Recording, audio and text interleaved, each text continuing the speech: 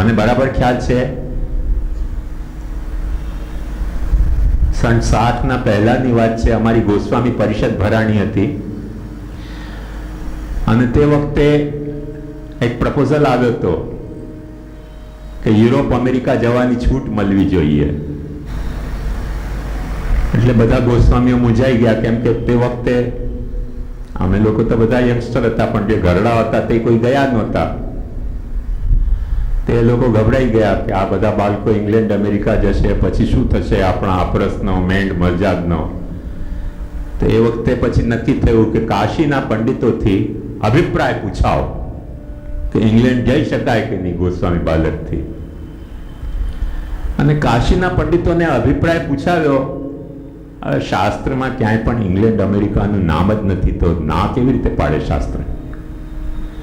જે વાતની શાસ્ત્રમાં ના પાડવામાં આવી છે તે વાત કઈ છે કે જે પ્રદેશમાં વર્ણાશ્રમ ધર્મ ન પલાતો હોય તે પ્રદેશમાં તમારે જવું ન જોઈએ. તો હિન્દુસ્તાનમાં પણ લાગુ પડે છે અને યુરોપ અમેરિકામાં પણ લાગુ પડે છે. એટલે કાશીના પંડિતો મૂંઝાઈ ગયા અને એમણે પરભારો દે દામોદર દાલમાં પાણી એવું એક વિધાન કર્યું કે જે ઇંગ્લેન્ડ અમેરિકા જાય તેને 12,000 ગાયનો દાન કરવાનો, તો શુદ્ધિ થાય. એક ગાય કેટલાની? તમે તો કાઠિયાવાડી છો, ખબર હશે તમને કિંમત. એક ગાય ઓછામાં ઓછી કેટલા રૂપિયાની આવે? 12,000 ગાય લાવવો ક્યાંથી? લાવીને રાખવી ક્યાં? અને આપીએ તો બિચારા માણસને હાર્ટ એટેક આવી જાય. 12,000 ગાયને લેવા જતા મોટી મોટી ગૌશાળાઓમાં આજે 12,000 ગાય નથી. એટલે અમે તો ગોસ્વામી બધા બાળકો ને 80 વર્ષના ડોહાતોય બાળકો, એમણે કહ્યું અચ્છા 12,000 ગાયનું છે ને એટલે આપણે 12,000 રૂપિયાનું પ્રાયશ્ચિત્ત ગોઠવી દો. એટલે એક ગાય કેટલાની?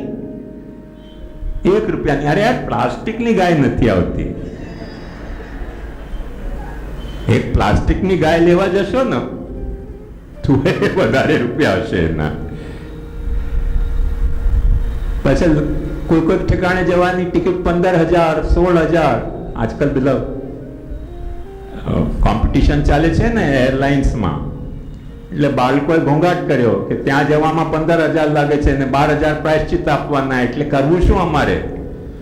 એટલે પછી પોતાની મેળે પંડિતોને, કાશીના પંડિતોને પૂછ્યા વગર નિર્ણય કરી દો કે 12 ના 5 કરી દો. હવે 5,000 પ્રાયશ્ચિત્ત થઈ. એટલે એક ગાય કેટલાની? હિસાબ કરો તો ખબર પડે. માન તો બીજું નથી ચાલતું. હું શરૂઆતથી ઠોઠામ ઠોઠ ગણિતમાં. અને પાછી મોકાણ એવી, અમારા એક મહારાષ્ટ્રી અમેરિકા પધાર્યા. અમેરિકાના મંદિરમાં આરતી કરવા પધાર્યા. મુખિયાજી એમને પૂછ્યું કે આપે પ્રાયશ્ચિત્ત કર્યું? કોઈ શેનું પ્રાયશ્ચિત્ત? અમેરિકા આવવાનું પ્રાયશ્ચિત્ત. અરે બોલે અમેરિકામાં તો છું. બોલે ના ના, એવું ના ચાલે. અહીંયા આરતી કરવી હોય આપને પ્રાયશ્ચિત્ત કરવું પડશે.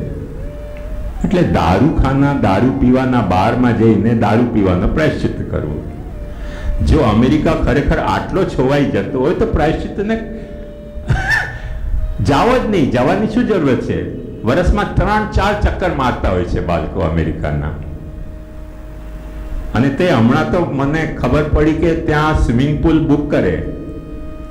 દુનિયા જાણે છે, દુનિયા જાણે છે કે અહીંયાથી પાણી લઈ જવા નથી દેતા.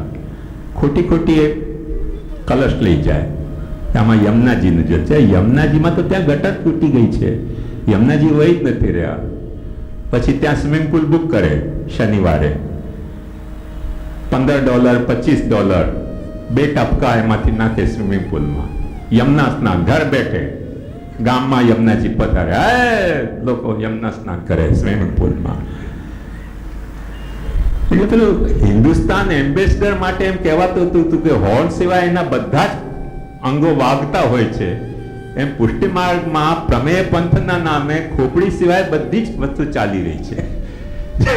જે નથી ચાલી રહી તેનું નામ ખોપડી.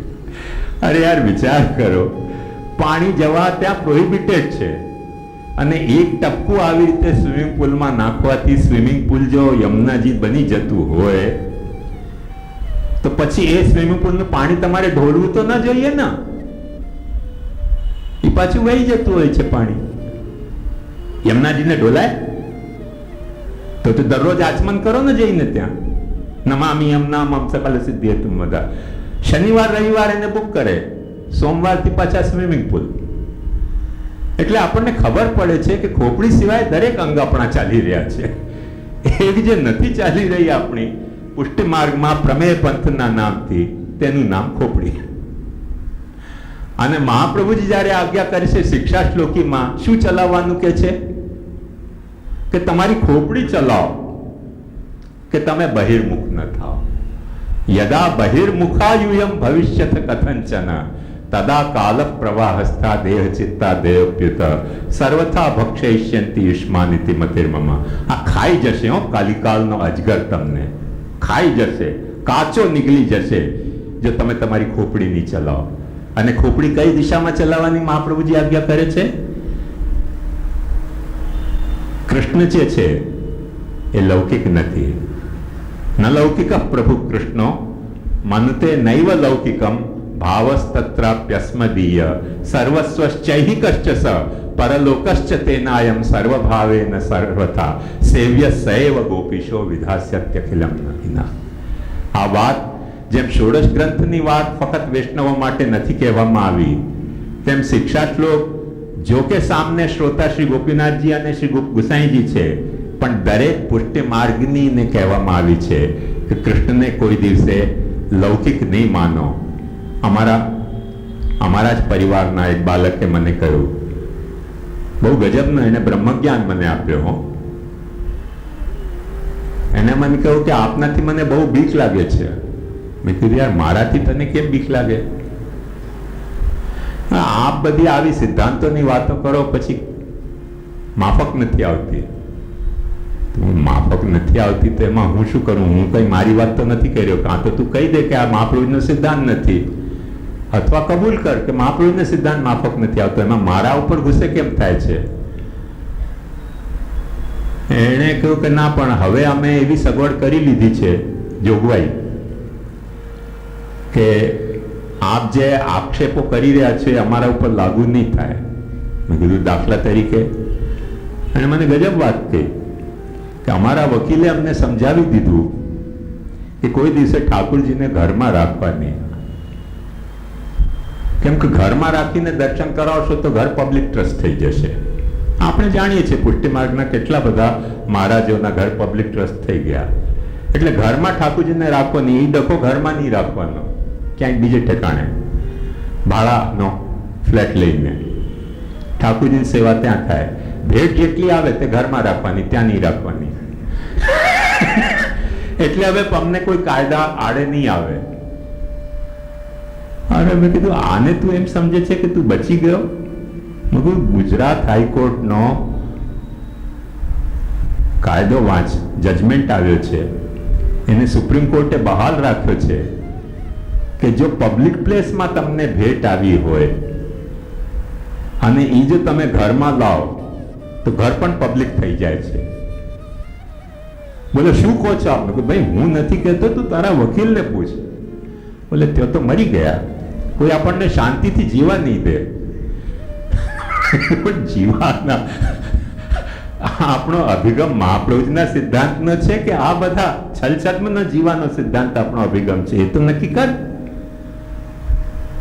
મૂંઝાઈ ગયો, 15-20 મિનિટ બોલ્યો જ નહીં, માથું નીચું કરીને બેઠો રહ્યો. પછી ધીમેથી મને કહ્યું કે કાકા એક વાત કરીએ. તો મેં કહ્યું બોલ, શું વાત કરવી છે તને? કે આપણે એમાં કહી દઈએ કે આ ઠાકોરજી છે જ નહીં. મેં કીધું ભેટ કેવી રીતે લઈ રહ્યો છે ત્યાં? બોલે તો રસીદ ફાડીને લઈ રહ્યો છું ઠાકોરજીના નામની. તો મેં કીધું 2-4 વૈષ્ણવ જઈને કોર્ટમાં રજૂ કરશે કે આ ઠાકોરજીના નામની રસીદ છે, તો તું ના કેવી રીતે પાડી શકશે કે આ ઠાકોરજી નથી? તો એને મને કહ્યું કે આપણે એમ કહી દઈશું કે આ ડેમો છે, ઠાકોરજી નથી. હદ થઈ ગઈ. ન લૌકિક પ્રભુ કૃષ્ણ કહેનારા મહાપ્રભુજીના વંશજો અમે આમ કહેતા થઈ ગયા કે આ તો ઠાકોરજી નથી, ડેમો છે. વાર્તા યાદ કરો, વાર્તા યાદ કરો. કે સોનાની મોહર લાખમાં સંતાડીને ચંદન ચઢાવતા આવ્યા અને શ્રી મહાપ્રભુજીએ પૂછ્યું કે આવા ઇન્સિક્યોર રૂટમાં તું આટલી બધી સોનાની મોહર કેવી રીતે સેફલી લાવી શક્યો? એને કહ્યું મેં લાખમાં એમને સાની લીધી હતી અને શાલિગ્રામની માફક પૂજતા આવ્યો. મહાપ્રભુજીએ કહ્યું જેને તેને શાલિગ્રામની માફક પૂજ્યું તેને પછી તોડવાનું ન હોય. એને કહ્યું મેં શાલિગ્રામ તરીકે પૂજ્યા નથી, ખાલી દેખાવ કર્યો છે. મહાપ્રભુજી કહે દેખાવ આનો ન થાય, એક ઘર તો ડાકણ પણ છોડે. એક ઠાકુરને તો આપણે છોડવા જોઈએ, એનો દેખાવ માટે પ્રયોગ ન થાય. તમારી જાતનો દેખાવ કરો ને. બોડી બિલ્ડર હો તો બોડીનો દેખાવ કરો, સૌંદર્યવાલા હો તો સૌંદર્યનો દેખાવ કરો, રેપ વોકિંગ કરો, બધું જ કરો. ઠાકુરજીનો દેખાવ ન થાય, ઠાકુરજીનો દેખાવ ન થાય. ઠાકુરજીને તો હૃદયમાં પધરાવવાના હોય. નૈનન ही में રાખો, पिया तो है नैनन ही में રાખો, रसिक प्रीतम हितचित की बातें काहू सो नहीं भाखो, पिया तो है नैनन ही में રાખો. ઠાકુરજીનો દેખાવ કરવાનો હોય. અને આપણને આજે કહેવું પડે છે કે અમારા ઠાકોરજી નથી, ડેમો છે. કેટલું અલગ થઈ ગયું. મારો કહેવાનો મુદ્દો હું બાળકની નિંદા રૂપે નથી કહી રહ્યો. કેમ કે એક વાત ધ્યાનથી સમજો કે એકલા અમે ગુનેગાર નથી, તમે ગુનેગાર છો. અને એકલા તમે ગુનેગાર નથી, અમે ગુનેગાર છીએ. પણ સુધરવું હોય આપણને તો સુધરવાનો રસ્તો એક જ છે કે મહાપ્રભુજીના વચનનો ફરીથી આપણે સરખી રીતે અભ્યાસ કરીએ. ગ્રંથો મહાપ્રભુજી આપણને શું કહી ગયા છે એને જાણવાનો પ્રયાસ કરીએ. જેટલો જાણવાનો પ્રયાસ કરશો તેટલી તમારી બુદ્ધિ સુધરશે, જેટલી બુદ્ધિ સુધરશે એટલો તમારો ભાવ સુધરશે, અને જેટલો ભાવ સુધરશે એટલો તમારો ઠાકોરજી પ્રત્યેનો અભિગમ સુધરશે. મહાપ્રભુજી સિવાય આજે આપણી કોઈ ગતિ નથી. એટલે મહાપ્રભુજીના ગ્રંથો જે પુરુષોત્તમજીએ અહીંયા એક સંપ્રદાય નિવૃત્ત થયા પછી પણ આખા સંપ્રદાયના ગ્રંથોની આટલી મહિમા વધારી. પુરુષોત્તમજી અહીંયા સુરતથી લેખ લખી રહ્યા છે અનિરુદ્ધલાલજી મહારાજને, જે બુરહાનપુર બિરાજતા હતા. એ દક્ષિણ પધાર્યા અને ત્યાં પુરુષોત્તમજી એમને લેખ લખી રહ્યા છે. લેટર છે મારી પાસે એની કોપી. અને એમાં પુરુષોત્તમજી લખી રહ્યા છે કે હવે મારી આંખોની જ્યોતિ કમજોર થાય છે, એટલે સેવામાં મને થોડીક તકલીફ થઈ રહી છે ને ગ્રંથો લખવામાં પણ તકલીફ થઈ રહી છે. પણ મેં મારો એક ગ્રંથ સાઉથમાં મોકલાવ્યો છે, કાંચીમાં, પંડિતોને વિચારવા માટે કે એના ઉપર કંઈક ખંડન લખે, કંઈક મંડન લખે, જે કંઈ સારું નરસું જે હોય મને બતાવે. તો તમે મારું એક કામ કરશો કે તમે કાંચી જઈને પંડિતોને પૂછીને આવો ને કે એમનો શું અભિપ્રાય છે. એમને બીક નહોતી લાગતી કે કોઈ આપણું ખંડન કરશે તો શું થશે, એટલે બોલવાનું જ નહીં. બોલીએ તો સપડાઈએ ને, બોલવાનું જ નહીં સિદ્ધાંત. અમે પુરુષોત્તમ પ્રતિષ્ઠા પ્રકાશ છપાવવા ગયા તો એક બાલકે કહ્યું કે અરે આપતા નહીં શ્યામનોજીને તો છપાઈ જશે ગ્રંથ. તો મેં કહ્યું ભાઈ એમાં પુરુષોત્તમ પ્રતિષ્ઠા પ્રકાશી ગુસાઈજીએ લખ્યો છે, ઠાકોરજીને પુષ્ટ કેમ કરવા તે છપાઈ જાય, એમાં આપણા મહાપ્રભુજીના વંશજોને વાંધો કેમ પડ્યો? પછીથી ખબર પડી કે એમાં જે પ્રકાર લખવામાં આવ્યો છે ઠાકોરજીને પુષ્ટ કરવાના, એ રીતે કોઈ પુષ્ટ કરતા જ નથી. ચંપસ કરી દે ને પુષ્ટ કરી દે. અને તમે પાછા એમ જ માનો છો કે આમ બસ ચંપસ કર્યા બાળકે તો પુષ્ટ થઈ ગયા. મારા ફોઈએ મને કહ્યું કે તમે તો ગોસ્વામી બાળકો છો, જેને હાથ લગાડો તે પુરુષોત્તમ થઈ જાય. એટલું આટલું બધું કરંટ જો આપણામાંથી વહેતો હોય તો મારા ફૂફાજીને પૂછો ને, સવારને સંડાસના લોટાને હાથ લગાડે છે કે નહીં, એ પુરુષોત્તમ થયો કે નહીં? ફૂફાજી ભાગી જ ગયા. મારે તમારા ભત્રીજા ફોઈના ઝઘડામાં નથી પડવું. ફોઈએ મને સર્ટિફિકેટ આપી દીધું તું નાસ્તિક છો. નાસ્તિક નથી ભાઈ, હું આસ્તિક છું. પણ આટલી બધી મહિમા વધારવાથી કોઈક વખતે લાંબા સાથે ટૂંકો જાય, મરે નહીં તો માંદો થાય. આટલી બધી મહિમા વધારી દો તમે બાળકોની કે હાથ લગાડે તો પુરુષોત્તમ પ્રકટ થઈ જાય. તો સેવા ક્યાં ક્યાં કરવી? હવે માઇકને હાથ લગાડ્યો, કાલે એને સેવામાં પધરાવો, ટેબલને હાથ લગાડ્યો એને હાલતા પડતા કોઈ ચીજને હાથ લગાડી દે. બધાને જે સેવામાં પધરાવવા પડતા હોય સાક્ષાત પુરુષોત્તમ કહે દેવાલો ફૂંકાઈ જશે. આપણા ભક્તિભાવનો દેવાલું ફૂંકાઈ જશે. જ્યાં જ્યાં બાળક હાથ લગાડે તે પુરુષોત્તમ થઈ જાય.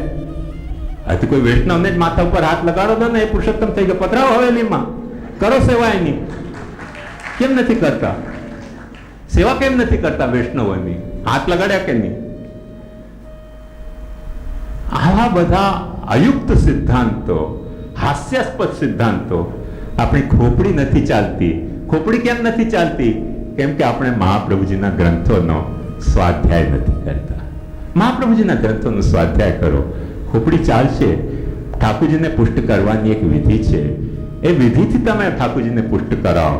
એ વિધિથી ઠાકોરજી પુષ્ટ થશે તો ખરેખર પુષ્ટ છે. અને એ વિધિ કરનારો જો ગુરુ ન હોય ને, તો મહાપ્રભુજી કહે છે કે તમે પોતે ઠાકોરજીની સેવા કરો, પ્રભુ તો ત્યાં બિરાજે છે, બિરાજે છે, બિરાજે છે, બિરાજે છે, તમારા ભાવને પોષવા માટે. પછી આવા ખોટા પ્રકારો કરવાની જરૂરત નથી કે બાલક હાથ લગાડી દે તો પુષ્ટ થઈ જાય. બાલક જે ફાંકો રાખતો હોય કે મારા હાથ લગાડવાથી પુષ્ટ થઈ જાય, તો બાળકોને આપણે વિનવવા જોઈએ કે મહારાજ આપે હવે મને હાથ લગાડ્યા કે નહીં આશીર્વાદ માટે, હવે મને હવેલીમાં પધરાવો ને ઠાકોરજીને તો સેવ કરો. 56 ભોગ મને ધરજો, હિંડોલા મને ઝુલાવજો, પારણું મને ઝુલાવી લેજો. ઠાકોરજી તો બચી જશે ને, ખોવા તો નહીં પડે. એટલું બાળકોને સહયોગ આપો તમે કે આપે પ્રભુ મને આશીર્વાદ આપ્યા કે નહીં, હાથ લગાડ્યા, હવે હું પુષ્ટ થઈ ગયો, સાક્ષાત પુરુષોત્તમ, પૂર્ણ પુરુષોત્તમ. હવે સિંહાસન ઉપર મને પધરાવો ને મારી સેવા કરો ને આ ઠાકોરજીને અંદર પધરાવી જાઓ ને ખાનગીમાં સેવા કરો. ન લૌકિક પ્રભુ કૃષ્ણ મનતે નહીં વિલૌકિકમ. હવે બે જાતના કાળા ધોળા પુરુષોત્તમ થઈ ગયા, એક ઓફિશિયલ પુરુષોત્તમ, એક અનઓફિશિયલ પુરુષોત્તમ. બે જાતના પુરુષોત્તમ થઈ શકે, મર્યાદા પુરુષોત્તમ અને પુષ્ટિ પુરુષોત્તમ. એવી રીતે ઓફિશિયલ પુરુષોત્તમ અને અનઓફિશિયલ પુરુષોત્તમ. બે જાતના પુરુષોત્તમ કરી લો પેદા. જે જેને હાથ લગાવો બધા પધરાવતા જાઓ સેવામાં. એટલીસ્ટ ઠાકોરજીને તો સેવ કરો. ઠાકોરજીને તો ધંધાનો ઉપકરણ નહીં બનાવો. દુનિયામાં ઘણી બધી વસ્તુઓ વેચાય છે,